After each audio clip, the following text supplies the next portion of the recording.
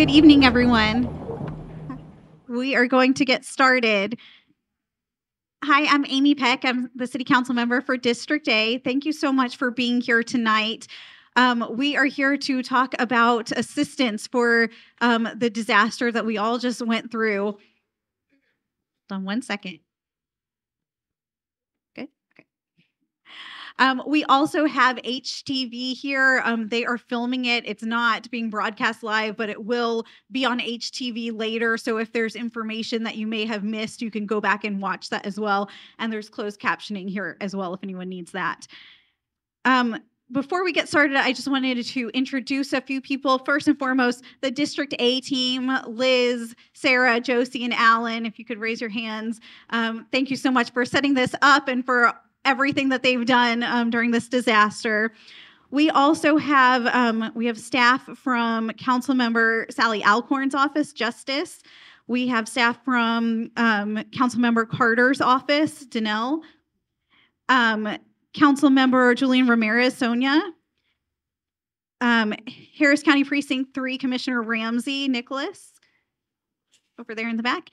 And also Brad from Councilmember Mary Ann Huffman's office, and Stephen David with the mayor's office. So thank you all for being here. In addition to me as your council member, you also have 5 at-large council members who, if you'd like to talk to any of their staff that are here tonight, they are here to assist as well. So we have speakers tonight from the Office of Emergency Management, FEMA, SBA, and then we also have the Solid Waste Department is here as well in case you have any questions about storm debris. So we'll have our speakers all speak for just a few minutes to give you an update about what resources are available, and then we'll do questions and answers, and then if you have individualized questions about your specific issue, you can talk to the representatives as well. So this is meant to give you information. If afterwards you have any questions or concerns, you can always contact my office. We are here as a resource to help. We know this disaster was really bad. I mean, so many people were out of power for a week. It was hot. We recognize that and want to get you these resources.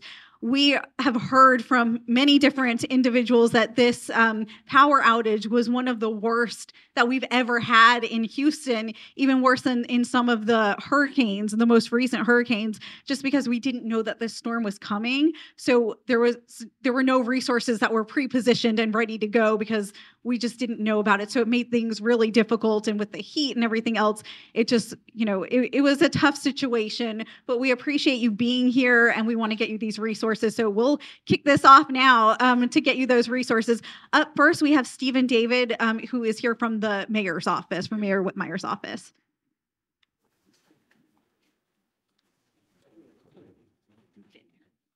Thank you, Councilmember. Can you all hear me okay? Great. Thank you all for being here. I appreciate it. I'm Deputy Chief of Staff to Mayor Whitmire. My name is Stephen David. And I worked with the council members as well as all of our jurisdictional partners from the start of the storm at the Houston Emergency Center all the way to the end of it. Actually, I worked out of there today.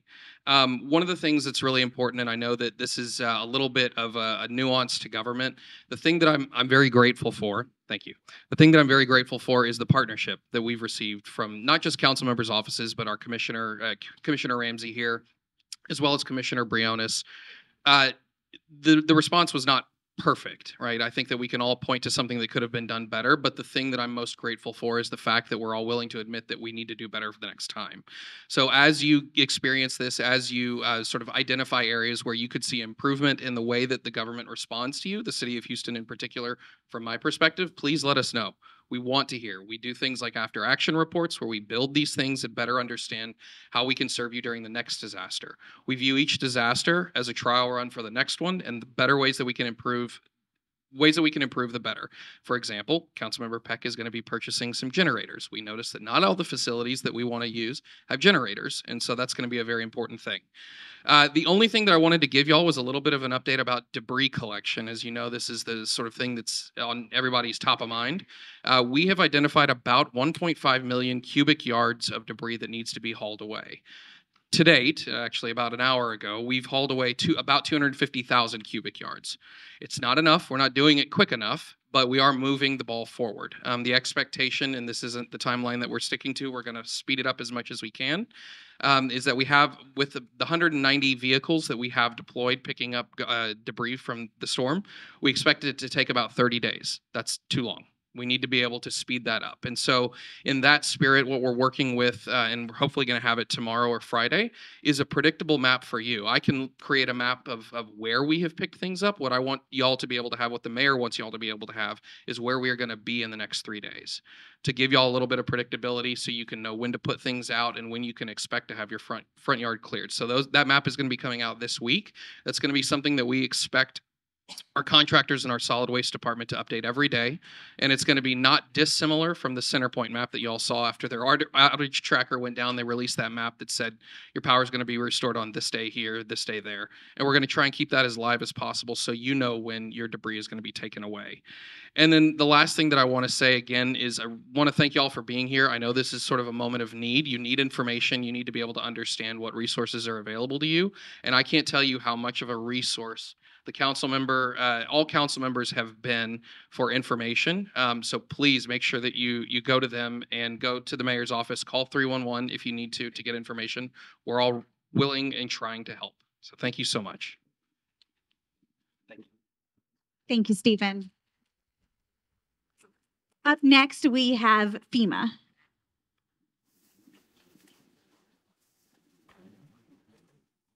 Thank you. Good evening, everyone.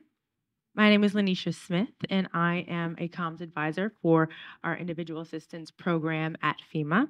And I'm here to walk you through and give you a basic overview of our individual assistance program. So what is individual assistance? So the mission within individual assistance is to provide survivors and communities from disasters or recovering from disasters with grants and resources that are easy to access, simple to understand, and outstanding in their helpfulness.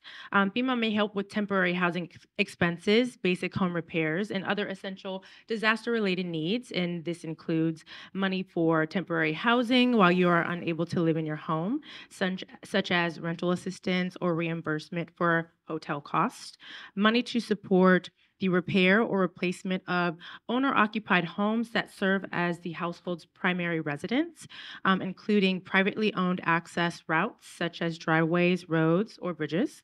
It also includes a temporary housing unit if approved for the disaster, when you are not able to use rental assistance due to a lack of available housing resources.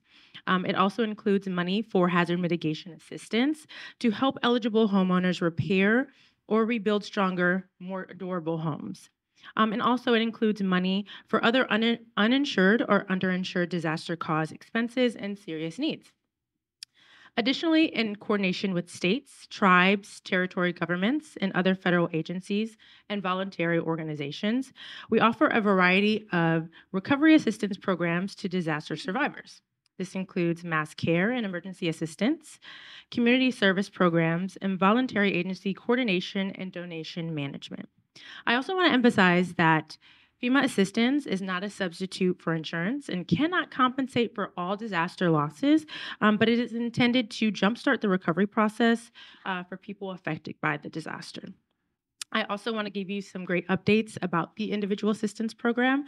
So under the leadership of Administrator Deanne Criswell, we made the most significant updates to survivor assistance in the last 20 years. So these updates to our individual assistance program include quicker access to needed funds, expanded eligibility for property and home repairs, and also an easier application process for survivors to jumpstart their recovery from disasters. Now, we've made multiple changes to the program, but I only have time to walk you through a few of them.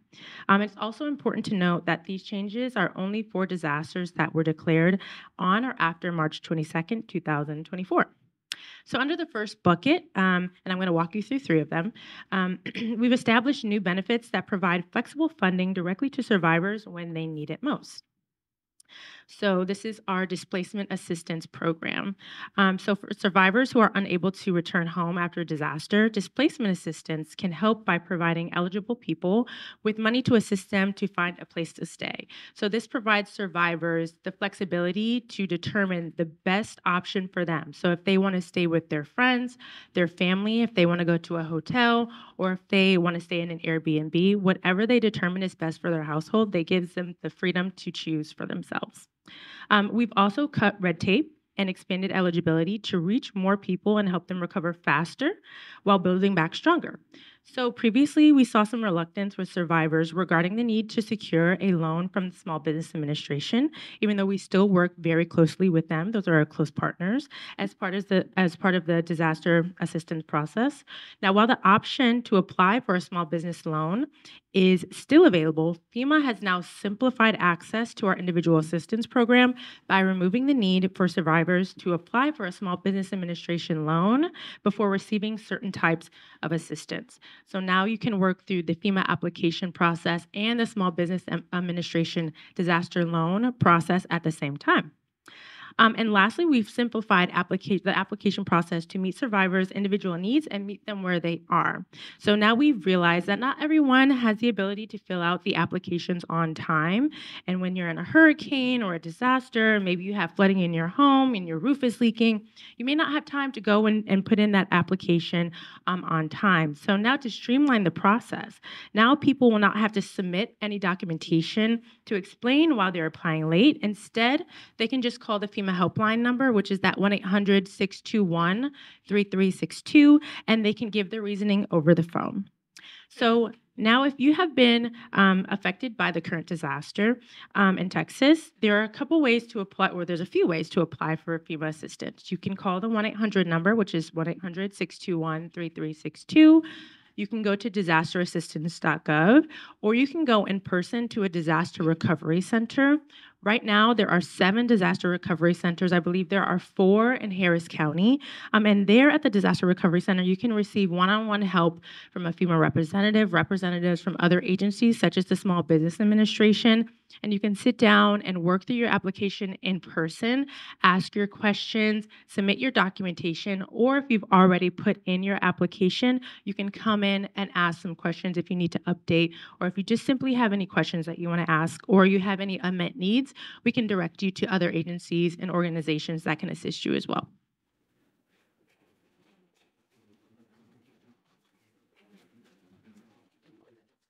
Thank you so much. Okay, there we go. Okay, thank you so much. Up next is the SBA. Thank you so much for being here. Hello, everyone. My name is Elizabeth Vargas. I'm a public information officer with the Office of Recovery and Resilience. SBA, everyone knows SBA, the Small Business Administration, and usually think, why are they here?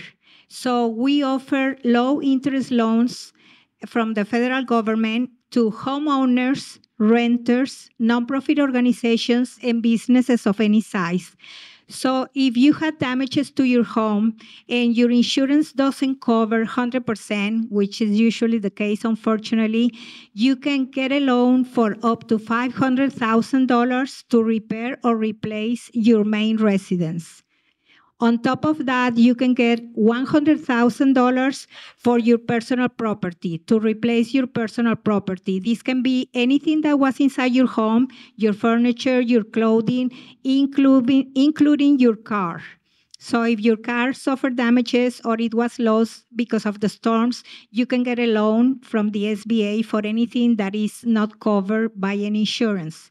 These loans for homeowners and renters can be for an interest rate as low as 2.68%.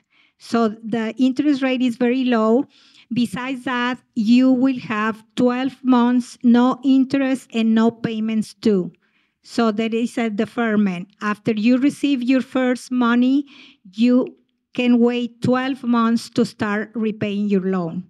There are no any fees of any kind, no penalties for repaying your loan sooner, but still it is a loan. You can apply our disaster recovery centers, any disaster recovery center that FEMA and the state have, we have SBA's personnel, and they can walk you through the program and help you to apply. Also, of course, we have loans for homeowners. For business owners. Businesses and nonprofits can get up to $2 million for any property damage that they had, any machinery, equipment, anything that they lost because of the storm, or they can get up to $2 million for economic injury. This will be if you had to close your business for a couple of weeks because of the storms or because the streets were flooded. You can get a loan to have working capitals. Working capital, these are working capital loans. So you can have money to stay in business or reopen your business if you had to close it. Again, these loans are as low as 4% for businesses, and for nonprofit organizations, the interest rate is 3.25%. And again, 12-month deferment, no payments, no interest accrue. So my suggestion is when you go to a disaster recovery center, register with FEMA and apply with SBA. There is no obligation to take a loan if you are approved, and you have some time to think about it. You don't have to wait for your insurance to settle or for FEMA to give you an answer on how much they can help you with. So these resources are available to you. If you apply, you get approved, you will have time to decide. There are no interest to accrue in 12 months and no payments due. So come to one of our disaster recovery centers. We also are here at this community center. We have a business recovery center for business owners. But if you're a homeowner and this is the best location for you, you can talk to one of our representatives here. They are here from 8 to 6, Monday through Friday, and Saturdays from 8 to 4 p.m. And we are also at the Spring Branch Family Development Center in 8575 Pidner Road, which is close to this location if you need an address to go. You can also check our website and get all the information, SBA.gov/disaster. We have all the information in Spanish and other languages. I can also give you the information in Spanish if you need to. And we have a 1-800 number, 659-2955. And I have flyers there with all this information. They are in green, so you can locate them. Thank you.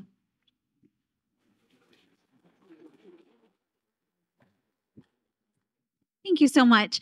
Up next, we have Stephen David again. He is going to speak on behalf of the Office of Emergency Management with some information about that. Thank you again. Hi, guys. I know we've never met. I'm Stephen David. I'm the mayor's deputy chief of staff. So I'm going to speak on behalf of the Office of Emergency Management. So a lot of times we live in government in our acronyms. We love our acronyms. I really can't tell you how much we love them. But there is an office that does not respond the same way that you would expect police or fire or public works, right? Fire department's going out and they're doing high water rescues. Public works is doing the same with their high level vehicles. Police are responding to calls for service, doing boat rescues. The Office of Emergency Management are our emergency coordinators. They're the ones who are the central hub of all information. They're receiving stuff from the police, from fire, from CenterPoint, from our county partners, from our state and federal partners. They are just the recipient of all the information, and then they package it all together and they help to deploy the resources. They're also the hub for those emergency calls and for those folks that we know have great need. And so the two programs that I want to talk to you about that the Office of Emergency Management oversees and that are very important for you to register and for you to tell your neighbors and your family to register. The first one is called ISTAT. So this is the ability of us to track damage for the purposes of getting reimbursement from the federal government. So the federal government, President Biden declared a disaster.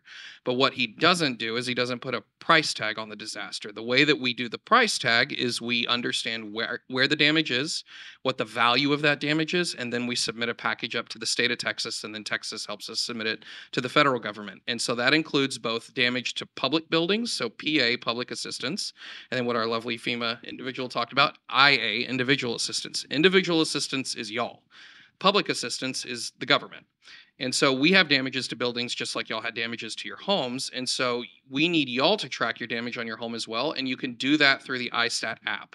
So the website I'm going to give you to be able to get to that is HoustonOEM.org. And you can get all of the resources that you need there. It's a very important thing to do. It's a great way to track the damage. And it is exceptionally important 2 years from now when we're trying to get reimbursed on all of the money that we all spent. Y'all are going to get your money up front from FEMA, which is the IA assistance. But on the back end, we try and make sure that that's recuperated. The second program that I want to talk to you about is called STEAR. I told you we love our acronyms. STEAR, and it's the State of Texas Emergency Assistance Registry. So STEAR is an exceptionally important program for the Office of Emergency Management. So if you know anybody who has any sort of mobility challenges, who has any sort of disability, is considered medically fragile, you want to register them with this program. And what we do is when disasters occur, we are by law required within 24 hours to contact 100% of the people on that list and do not just an emergency, not an emergency alert where it gets pushed to your phone. We have to have a person speak to that individual and make sure that they are okay. Do you have your insulin? Do you have energy? Do you have oxygen needs? Those are the people that we knew needed swap outs of their O2 tanks, and we would go and take them personally to these facilities. It's actually how we found a lot of these apartment complexes that you were hearing about, these multifamily facilities where people were stuck on the top floor because there was no electricity at their place for a few days. Those people were part of STEAR, and the ones that we didn't find out about for longer than that, they were not registered with STEAR. So please, please, please register for STEAR, because that means we grew the list. We were actually very fortunate. We grew our STEAR list by 1,800 people this past disaster, and we want to keep growing it in non-disaster times so we can make sure that we understand individual needs. And so if there is a need for insulin, we can take that insulin to y'all as you go through the recovery process. If you have a mobility need, we can make sure that as we know storms are coming, we can get you down off that top floor. So in the case of an energy emergency where you don't have electricity, you're not stuck. So that's a really important thing. I thank you again for letting me speak. It's really great to meet y'all. First time I've ever been up here. So if you have any questions, feel free to ask, but HoustonOEM.org is a great resource for all of the government information, all the information you would need out of government. Thank you. Okay, so now we are going to have questions and answers. So if you have a question, you can come on up to the microphone. If you have something really specialized, like a unique situation that you're trying to get information about, if you want to wait till afterwards, you can ask any of us and we're happy to assist. But if you have something more general that you want to ask right now, please come on up. We've answered all of your questions. You're all good.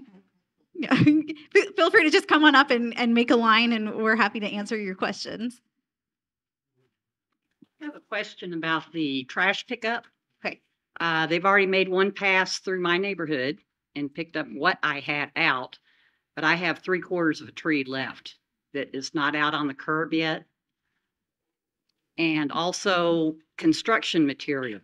Are they going to pick up construction material? I had a whole garage demolished and a carport. So do I have to get a dumpster myself, or will the city of Houston pick it up? How does that work?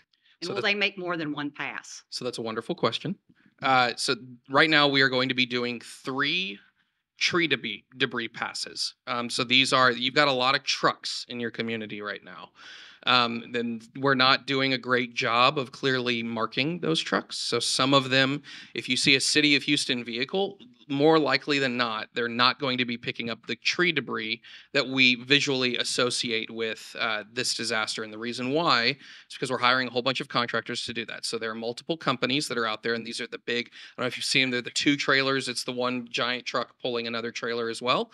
Those are actually folks that we have hired to come help us. These are people who specialize in disasters and specialize in debris pickup. So they will be doing 3 passes in our communities, and we've broken the city up into tiny little zones, neighborhood-based zones. And so that's the map that I referenced earlier. What we're trying to get is a little bit more predictability. If you've had 1 pass, you're going to get 2 more. When we get it is what we're trying to make sure that we can communicate more effectively. This is also your junk waste month and the heavy trash month. The City of Houston, we are working very hard to make sure that we stay on time with our heavy trash, but we're going to fall behind. And the reason why is because we expect about 60,000 cubic yards of heavy trash, which is the highest month. This actually happens to be the peak month in any given year for heavy trash with solid waste. Add the 1.5 million that I told you has fallen since then. So the first thing to go will be tree debris. And then the city of Houston will also work. So keep the other thing that we're doing, and this is going to be probably a little bit more nuanced and detailed. We have a department called the Department of Neighborhoods, and they rove the city and they do code enforcement. We have advised them that they will not be issuing heavy trash violation citations for the next couple of months, because that is a thing that is exceptionally unfair to y'all, right? This is an unprecedented event. We had a 7-minute warning. The thing that's a lot of, I'm a data guy, I like statistics. This is the same level wind event as Ike was. The difference was that it wasn't sustained over the period of time, but it was just as high winds. The peak wind that we saw was 119 miles an hour. It was actually just south of here, really close to y'all. I mean, I know that y'all all saw it. But what we had, the difference between Ike and this event, this is the second worst wind event in Houston's history. With Ike, we had warning. This was 7 minutes, and it came through. And so we're trying to recognize that there is... because this is unprecedented, we really shouldn't be coming after y'all for code violations, at least with regard to heavy trash. And also, we're doing... Yes. And also, if you have... I'll add this in there because it popped into my head. If y'all have to do any electrical work, we are also expecting our permitting department to do expedited permitting for home repairs. So, great. I got 2 questions in one. Yes. Yes, so we are expediting everything. So if you are going into the permitting center, if you are calling and applying, please make sure that you let everybody know, you put it in as many note sections as you can during your application, that this is disaster related. We are prioritizing those. Now, like 4 months from now, if y'all put disaster in it, we're gonna know that you're trying to hoodwink us and we're not gonna prioritize it. But for the purposes of repairing after the disaster, we wanna make sure that y'all have that priority. Thank you. Thank you so much. What other questions can we answer? So I have a fence that was damaged, and the gate opener also was damaged because the swing arm got bent. So my insurance doesn't cover fence repair.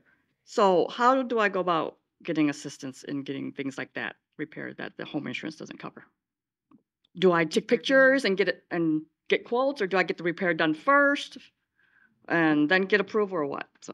Yeah, that's a very good question. Would you like to talk about the option?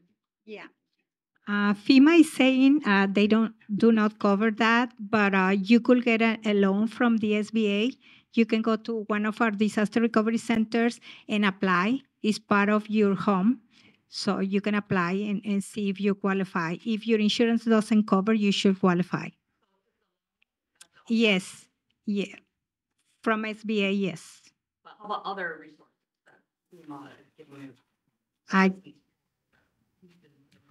She will answer. Hi. So under FEMA assistance, we're only going to cover the damages to the essential areas of your home. So unfortunately, a fence would not be covered under that. But you could come down to a disaster recovery center. We may be able to direct you to another organization who will be able to assist you with your fence. Thank you. We have 2 huge limbs, about 20 feet long, from a neighbor's tree that are resting on the bottom 2 wires, which we assume is maybe cable and bone. The electricity has been repaired, but these limbs are half in his yard and half in our yard, and would be rather dangerous to try and do something from our side because they could flip up and hit the power lines. So who do we contact?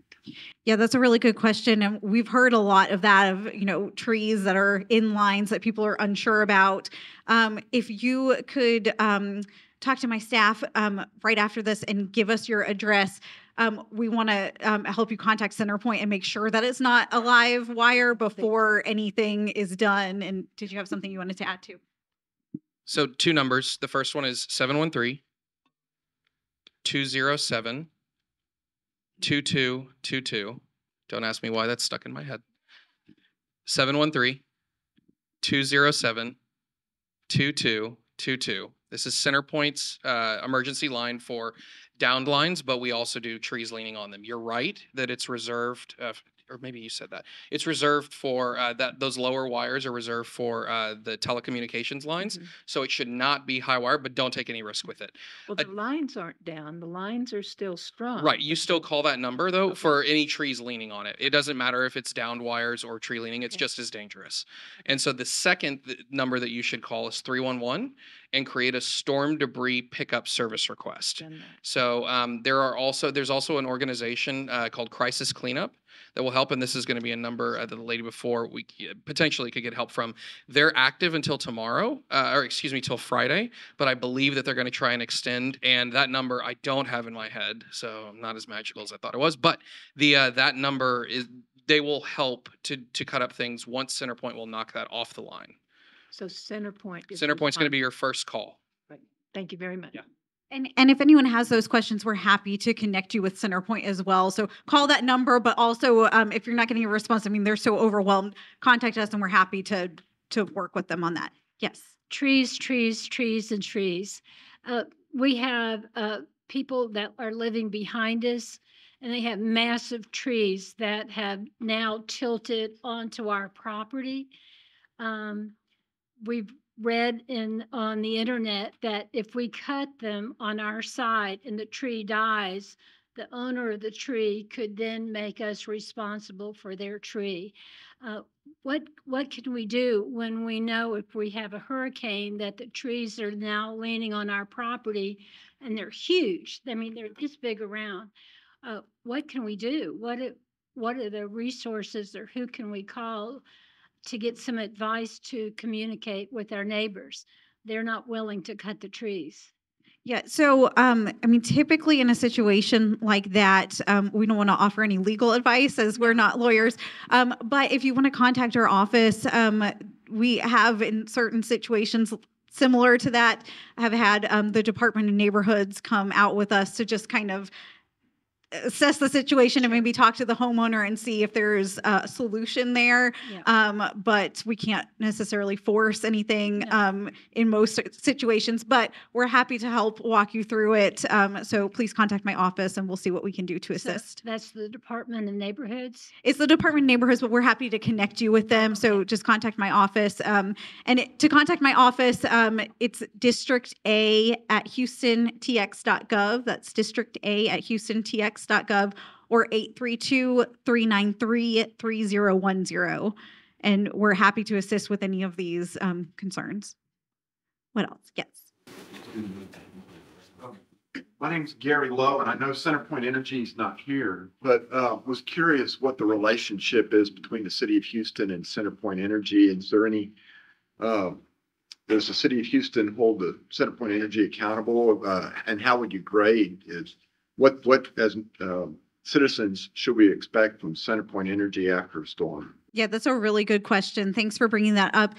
So if anyone has any specific questions for CenterPoint, they will be at our town hall that we're having tomorrow night at the White Oak Conference Center in Inwood. They couldn't be here tonight because of the storm yesterday. It's all hands on deck for them right now, but they will be there tomorrow if you do have questions. So I know that after a storm, people expect the City of Houston to kind of get your power back up, right? The City of Houston actually, we don't have regulatory authority over CenterPoint. That's the Public Utility Commission and your state level of government. But that's not to say that we're not going to assist you with everything that we could possibly assist you with. So, sometimes when you're contacting us saying you're not prioritizing getting our power back on, I mean, we don't have that authority to say you need to do X, Y, and Z, and they have to say, okay, because we have jurisdiction over them. As far as their plan of how to get people back up with electricity after a storm, they do work with the City of Houston, of course, on those kinds of plans. They typically work with whatever is going to get them the most people back on as quickly as possible is kind of their plan. And so we've seen that where, they're working on a particular area that gets thousands of people back on, and then they do the harder issues that's, maybe a street or a section of a street. And so that's kind of the priority level that they have. They also work very quickly to get hospitals and nursing homes and those kinds of facilities back up very quickly as well. So those are a high priority for them. this was a really difficult storm. Like I said before, that we didn't know that it was coming. So CenterPoint wasn't pre-positioned with people and equipment like you would normally see when we're expecting a hurricane. And so they had to bring people and equipment in very, very quickly for this scenario. This also was unique in that we had transmission towers just completely crumpled and on the floor. Whereas even in hurricanes, we've seen lines that are down, that kind of thing. But I mean, transmission towers were down all around District A and especially Spring Branch. So it's one of those things that it took a long time, unfortunately, to get that back up. And in a lot of cases too, they were temporary fixes that they're going to have to go back and actually do the permanent fix. And so this is going to be a really long process to get everyone back up completely where it's a permanent fix. So I do suggest that you also reach out to your state elected officials too, since they have the regulatory authority and jurisdiction over CenterPoint. But like I said, I'm not trying to pass the buck to them. We're always happy to help if there's a situation. We can be in contact with CenterPoint and happy to work with them. Any other questions? Yes.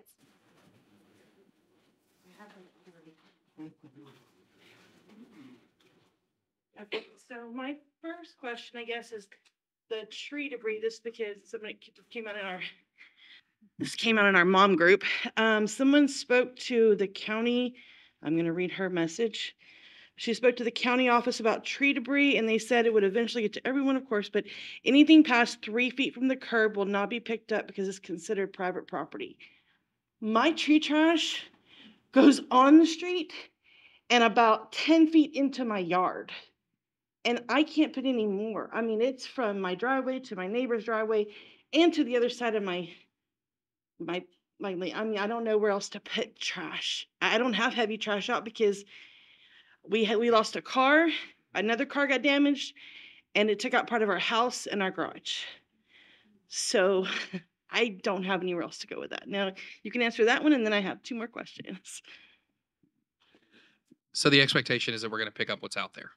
Okay, so it doesn't matter how far it is, because I mean, it is in my ditch. If it's in your ditch, if you've got the space that you've got space for, right?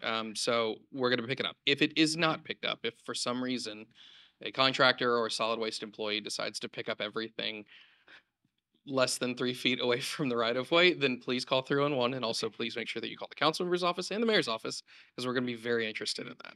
Yeah, only one car can fit down our street right now because my neighbor across has tree trash too. That's right. Okay, so I wrote this down so I wouldn't forget it when I got up here. So this is for FEMA. So as far as like when we have roof damage, as helping as far as deductibles go, because most people know we're doing wind and hail damage right now. So those are like 3%. So we're looking at $9,000-$10,000 in deductibles. How do you guys go about helping for those? And do we need to get our adjuster to come out first? Because mine is not going to be here till tomorrow, because that is his first time being able to come to look at anything. Have you put your application in with FEMA yet? No, because I didn't know if we needed to have the adjuster, tell us what, I know what my deductible is, but and then if you're denied, this is my other question you might ask at the same time. Like one of my neighbors has roof damage, but he was denied any assistance because he said he didn't have enough damage. So I don't know. I mean, I can answer that question for him.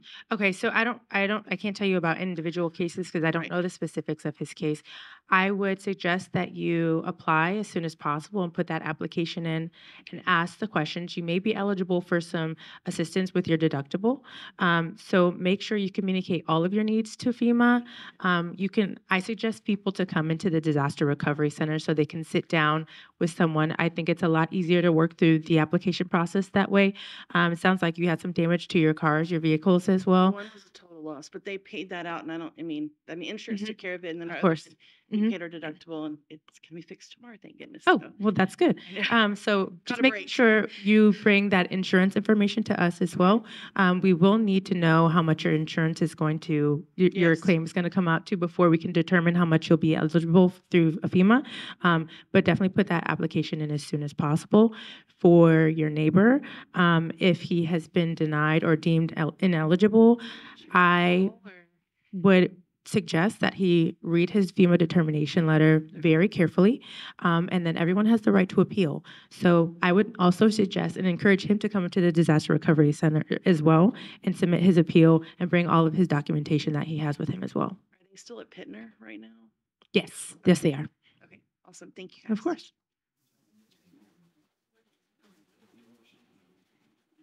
Yes. So earlier, I don't know if I think I walked you through what a disaster recovery center is.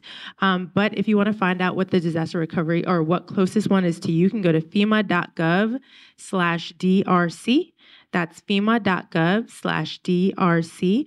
And that's where you can come in person, speak with a FEMA representative. There'll be someone from the Small Business Administration as well and other organizations. We had the American Red Cross at one of our locations today. They were helping survivors and providing assistance through that as well. So I highly recommend for anyone who thinks they need additional assistance to come into a disaster recovery center and communicate your unique circumstances to us. Yes, it's FEMA.gov/DRC. Yes. So we'll be there for as long as needed. There's no close date as of right now. We're open 7 days a week from 7 a.m. to 7 p.m. I do have a question. Yes. Yes, sir. So there are some Spanish speakers on site. If you need any other interpreters, you can come in and let us know your needs for that as well. And also we have ASL interpreters. As you can see, Erin's one of our ASL interpreters. If you need that assistance, you can request that as well.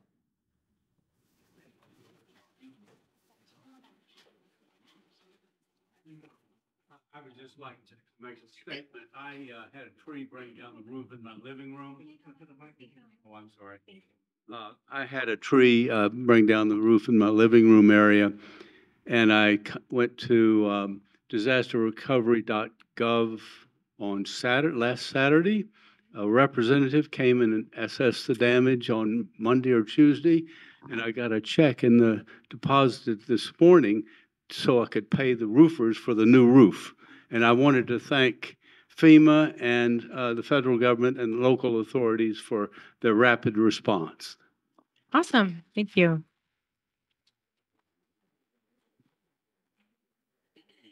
Hello. I'm the city secretary for Hillshire Village, just right over here off Westview. We have Wirt and Westview that border that are City of Houston medians, and I've got a lot of trees that need trimming, a lot of breakages. What's the best way for me to report that to 311 to get an accurate location of where I'm trying to get them to? Not for debris pile collection on the side and also the trim. I have a good answer for this one. So there is the ability, there's a couple of different ways that you could do this. The best way to do very specific geolocation, where you can do like latitude and longitude coordinates, is through our app. You can actually access the portal online. You can do it that way. Otherwise, you can just give us cross streets. You could also give us an address, a physical address, if you can just find it, and give detail within the notes when you're creating it. These we recognize we do. Honestly, the best proxy to think about whenever we're talking about trees and where they are potholes. We always generally know, like, it's at this intersection, at that cross street, right? But maybe it's off our way. Right. And so what we do, our expectation for our teams is that when they go out, they go to the thing that they think is being addressed, and then they do a sweep. We call them sweeps. They do a sweep in the area looking for it as well. So if you have tree trimming issues, debris issues, put that in there. Now, if it's trees in the right of way, we handle that. If it's trees on private property, we don't. Right. No, these are trees in your right of way. Perfect. Yeah. Thanks for knowing the right of way is. To make sure that that those right of way areas that are on my side of Westview and my side of Wirt are going to be included in your debris collection, or if I need to work with my ILA with Harris County to get that done. Let's talk. Okay. And anytime anyone puts anything into 311, whether it's disaster related or anything else, and you have questions or feel like it needs maybe some more eyes on it, you'll get a service request number. Send that to my office. We're happy to look into it, make sure it gets to the right person. You can use the app. You can call into 311, send them an email. No matter how you contact them, you'll get a service request number. So you can just send that number to our office, and we're happy to make sure that it gets taken care of. Are there any other questions that we can answer before we kind of break out and let you ask your individual questions? So before we do questions, we do have a speaker from the solid waste department that if you could come give us some tips, I think you had about the storm debris pickup. Yes, ma'am. So I'll be real brief. My name is Desmond Allen. I'm with the City of Houston Solid Waste Management Department. One tip that I wanted to provide. Desmond, do you want to speak at the microphone so that?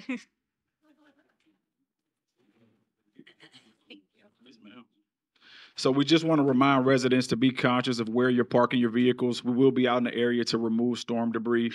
We need those vehicles as far away from the piles or in the driveways if possible. We do realize that some vehicles were damaged in the storm, but it kind of expedites the process. We don't have to work around vehicles or potentially damage any property if those vehicles are moved out of the way.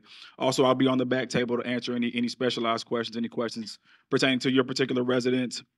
I would encourage all residents to pick up a separating your debris flyer. We know a lot of residents have debris at the curb. Currently, we're not asking you to just completely reorganize anything, but it does make it a lot easier when our crews come and they do have the debris separated into the different categories. So I'll be back there. Please grab a flyer, share it with your neighbors, share it with your friends. We do post tips and tricks on our Facebook. If you guys want to follow that as well for any tips, anything that we're noticing while we're out in the field. So just want to give a brief tidbit. Thank you, guys.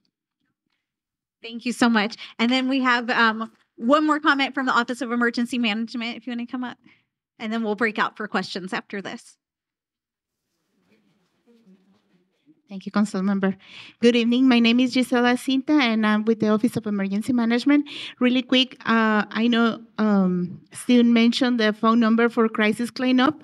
The phone number, the hotline is 832-509-2977. Again, 832-509-2977.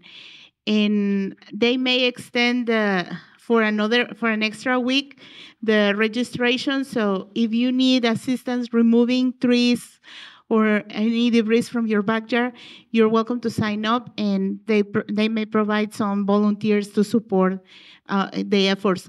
Additionally, this is more for the non-U.S. citizen community. The American Red Cross and United Way are also providing some resources. You can reach out to the American Red Cross calling 1-800-RED-CROSS and United Way through calling 211. There are some additional resources, so if you don't qualify for the FEMA assistance, you may be able to reach out to them and see if there is anything you can qualify for. We also have alerthouston.org. It is a system of text messages that go live. In case of an emergency, you will receive live notifications. So we invite you to sign up for those for alerthouston.org. And tomorrow at Pitner, the community center, the development community center, we're gonna have a distribution. They are putting a distribution together with the Houston Food Bank of disaster boxes. So if you know of anyone needs some pantry needs, it's gonna start at 8:30. Thank you. Thank you so much. Thank you, everyone, for coming. We appreciate it. We will be here, so if you have any other questions, please feel free to ask us. Thank you again, everyone.